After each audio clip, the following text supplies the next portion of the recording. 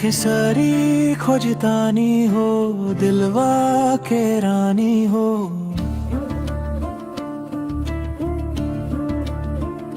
गली गली घूम के पुछतानी कहाँ बा जवानी हो।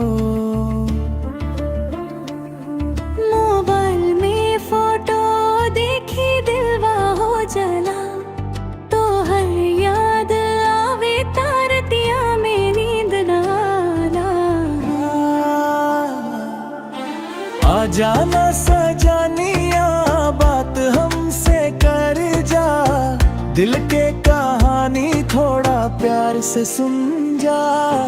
खिसारी खोजतानी हो, सपना के परी हो, तोरे बिना लगे ना दुनिया ये सारी हो। हंसी तो हर बिजली जैसन दिल पे गिर जला, देखते ही देखते प्यार हमर बर्द जला। आजा हो रानी अब देर ना करा, दिल के दरवाजा खुला बाजा जरा। खिसारी खोजतानी हो, दिलवा के रानी हो, कब आईबू तू बन के हमार कहानी हो।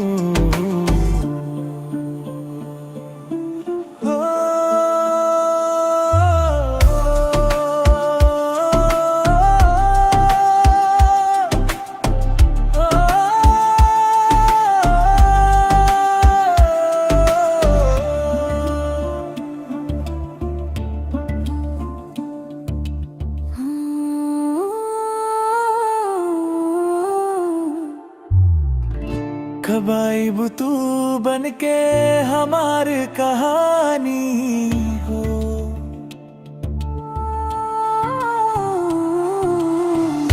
कब आईबू तू बन के हमार कहानी हो। आ जाना अगर दिल ना करा, दिल के दरवाजा खुला बाजा जरा। खिसारी खोजतानी हो, दिलवा के रानी हो, कब आईबू तू बन के हमार कहानी हो।